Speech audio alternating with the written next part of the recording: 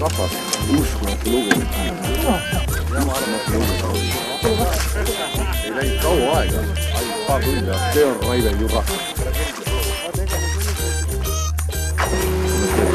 Seal ta tuleb.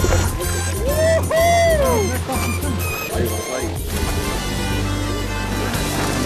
Tervist! Kõik on vaja. Töödeg! Sa võtsi midagi aru. SCM 2001. Ma ei usu eales naiste nuttu.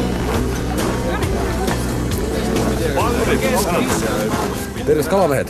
Oma talviste kalamehutu saadetega hakkame peale Pühajärvel, kus 13. korda toimub siis kalapidu ehk suur kalapüügivõistlus. Siin saab püüda puhast sularaha, siin saab püüda kulda. Stardipauk on nüüd juba antud, kell on praegu natukene 11 läbi ning näete, osad kalamehed on juba läinud jääle ja oma kohad sisse võtnud. Püüdma võib hakata alles kell 12, nii et võistlus hakkab kell 12 peale. Hetkel otsitakse lihtsalt kohta. Meie vaatame aga nüüd, millise spetsialistiga me täna selle võistluse kinni paneme. Räägi näiteks seda, et mis sa arvad, sinu kogemus ütleb, et mis värvi, milline kirp-tirk täna võiks töötada hästi? Ma arvan, et tumedam. Tumedam arvad, et nii nagu pühapäeval, kui me neid lasime ka jälle. Et tumedam kirp-tirk, mehed, pidage meeles, et see on Elmo soovitus. Meie Pühajärve saate ekspert on Elmo Peterson. Tere, Elmo!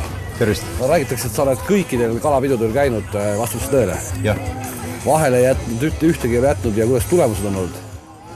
Tulemused on sellised, et õigel päeval ei ole märgi kala saanud, aga kodus ripub meil kuskil üle 25 vast küll.